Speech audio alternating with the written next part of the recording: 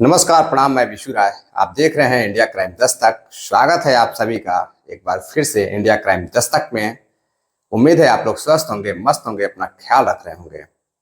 आज की कहानी शुरू करें उससे पहले मैं आप सभी जितने साथी बिहार से, झारखंड से, राजस्थान से इस वीडियो को देख रहे हैं, मैं चाहूंगा कि आप सभी दिल खोलकर चैनल को सब्सक्राइब करें, वीडियो को लाइक करें। वीडियो अच्छी लगी तो अपने दोस्तों हितार में शेयर भी करें, ताकि ज़्यादा से ज़्यादा लोग आपके इस भाई के चैनल को सब्सक्राइब करें और अपना प्यार सपोर्ट दें। आते हैं आज की कहानी पर। आज की जो सच्ची घटना आपको मैं सुनाने वाला हूं, यह बिहार राज्य के बक्सर की है। बक्सर में एक परिवार रहता था, दानिश का परिवार। बक्सर के ही एक गांव में दानिश का परिवार रहता था। दानिश काफी मेहनती आदमी था। रोजाना वह गाड़ी चलाता था। गाड़ी चलाकर किसी तरह से अपने परिवार का पेट पालन पोषण करता था। एक दिन उसकी मृत्यु ट्रक एक्सीडेंट में हो जाती है। अब जब उसकी मृत्यु हो जाती है तो उसके परिवार में सिर्फ उसकी एक 6 साल की बेटी और उसकी बीवी बचती है। बीवी अपने पति का अंतिम संस्कार करने के बाद अपनी बेटी को लेकर अपने मायके चले जाती है, यानी कि माता पिता के घर चली जाती है। वहां रहकर वह अपनी बेटी की पढ़ाई लिखाई शुरू करती है। पढ़ाई लिखाई का मतलब कि उसका एडमिशन कराती है एक पास के ही स्कूल में। उनकी बेटी, जिसका नाम नगमा रहता है, नगमा बेहद ही खूबसूरत रहती है। उसकी माँ कहती थी कि उसकी परछाई, उसकी उसके पिता की परछाई उसको पड़ी है, क्योंकि उसके पिता भी काफी सुंदर थे, हैंडसम थे। अब दानिश इस दुनिया में तो नहीं रहा। सारी जिम्मेदारी उसकी बीवी की थी। उसकी बीवी सिलाई का काम करती थी। सिलाई का काम करके जो भी पैसा मिलता अपनी बेटी को पढ़ाती लिखाती, अपना खर्च चलाती थी। धीरे धीरे जो नगमा रहती वह बड़ी हो जाती है। अब वह 16 साल की हो चुकी होती है। नगमा के स्कूल में एक लड़का पढ़ता था, रोहन। रोहन भी बेहद ही देखने में सुंदर था, पढ़ाई लिखाई में भी काफी तेज था और अपने क्लास का टॉपर था। एक दिन नगमा और रोहन की दोस्ती हो जाती है। दोनों एक दूसरे के काफी अच्छे दोस्त बन जाते हैं। एक दूसरे के घर आते जाते हैं। पढ़ाई भी साथ बैठकर वह किया करते थे। जो रोहन होता है वह नगमा का ही पड़ोसी रहता है। दोनों की दोस्ती काफी गहरी हो जाती है। दोनों एक दूसरे से सारी बातें शेयर करते थे। धीरे धीरे दोनों बड़े हो रहे थे। तभी एक उसके मामा के घर के पीछे का ही लड़का रहता है, जिसका नाम जुनैद रहता है। जुनैद जुनैद भी काफी सुंदर और हैंडसम लड़का रहता है, लेकिन वह आशिकाना मिजाज का रहता है। वह शुरू से ही उसकी जो नज़र होती है वह नगमा के ऊपर रहती है। अब वह नगमा के घर आना जाना शुरू करता है और धीरे धीरे नगमा से दोस्ती बढ़ाता है। नगमा से जो दोस्ती की बात होती है और जुनैद की दोस्ती की बात होती है, वह बात जो रोहन रहता है उसको पता रहती है। काफी दिनों तक उनकी दोस्ती चलती है। धीरे धीरे उनकी दोस्ती जो जुनैद होता है और नगमा की प्यार में बदल जाती है। जब उनकी दोस्ती प्यार में बदल जाती है, दोनों एक दूसरे को टूट कर चाहने लगते हैं, यहाँ तक कि जीने मरने की कस्में खाने लगते हैं। जो जुनैद रहता है वो हमेशा नगमा को लेकर घूमने के लिए जाया करता था। कभी कभी जब उसके घर पर कोई नहीं रहता था तो वह नगमा के साथ फिजिकल रिलेशन भी बनाता था। नगमा को अपने घर भी बुलाता था और मौका पाते ही नगमा के साथ वह संबंध बनाया करता था। यह वाकया या प्रेम संबंध करीब सालों तक चलता रहा। किसी को इसकी जानकारी नहीं होती है।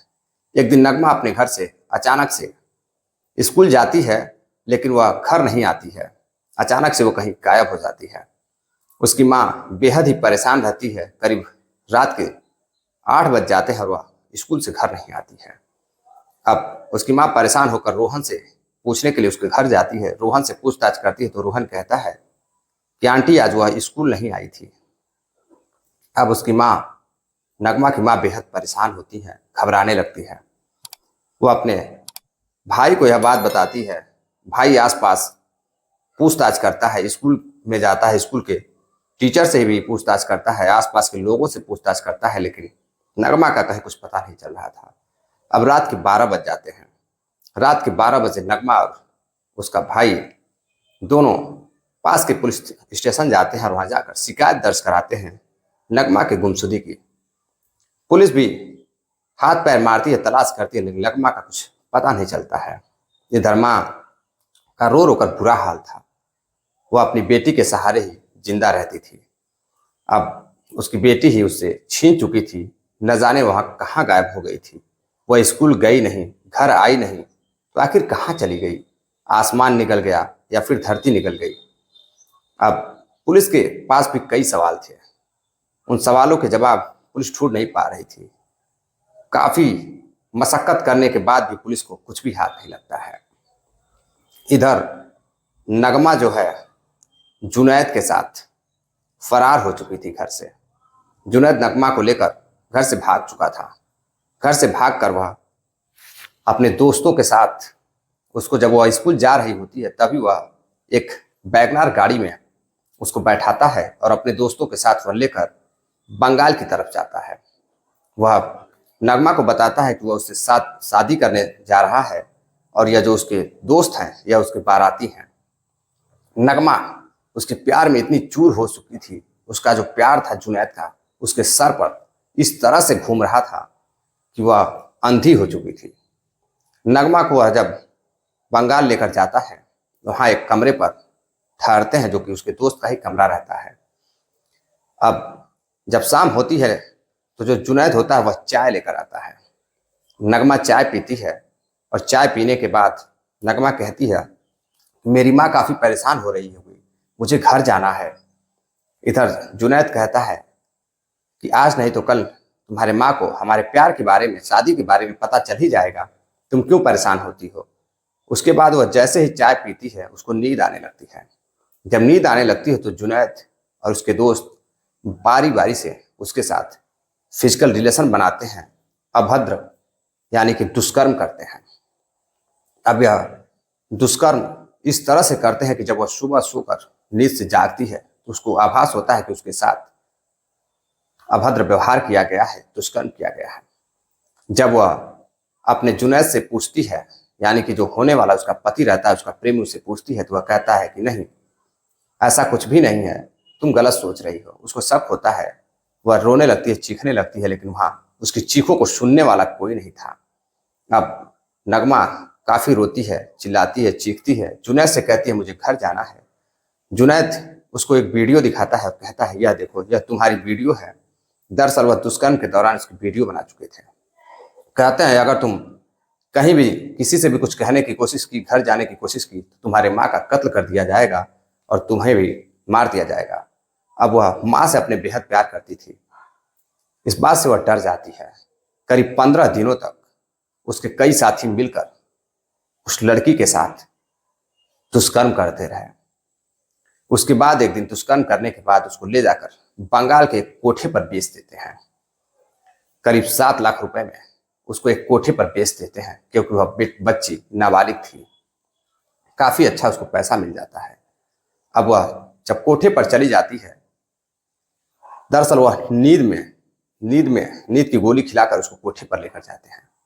जब उसकी नींद खुलती है तो वह देखती है कि कमरे में कई सारी औरतें, कई सारी लड़कियां छोटे छोटे कपड़े पहनकर बैठी हुई हैं। यह देखते ही वह हैरान रह जाती है कि वह कहाँ आ गई। ना तो कहीं जुनैद दिखाई दे रहा था, ना ही उसके साथी। वह बाहर जाने की कोशिश करती है तो एक औरत बैठी रहती है जो काफी सज संवर कर बैठी रहती है। वह आती है और उसको डांटते हुए कहती है कि बेटी, अब तुम्हें कहीं नहीं जाना है। अब तुम चाहोगी यहाँ रहकर, तुम चाहोगी तो काफी अच्छा पैसा कमा सकती हो और वह पैसा लेकर तुम घर जा सकती हो। तभी कुछ देर बाद एक कस्टमर आता है, करीब 40 से 45 साल का, जो उसका पहला कस्टमर था।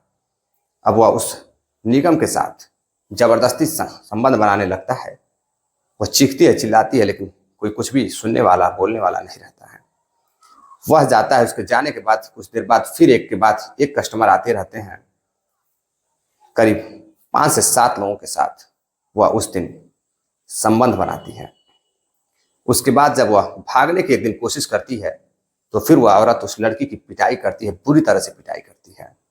अब वह लड़की धीरे धीरे इस दलदल में फंस चुकी थी। वह समझ चुकी थी कि वह भाग नहीं सकती है, और जो जुनैद था वह प्यार नहीं करता था, बल्कि वह मानव व्यापार का धंधा करता था।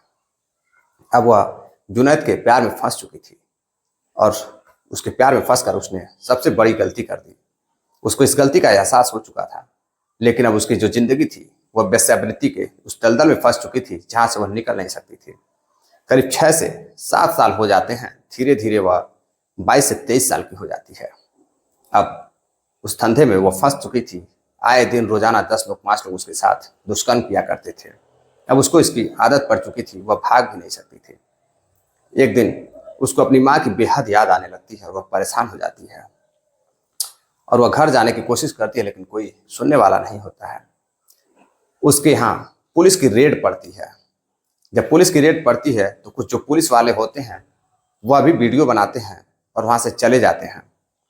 कोई भी उन लड़कियों को हाथ तक नहीं लगाता,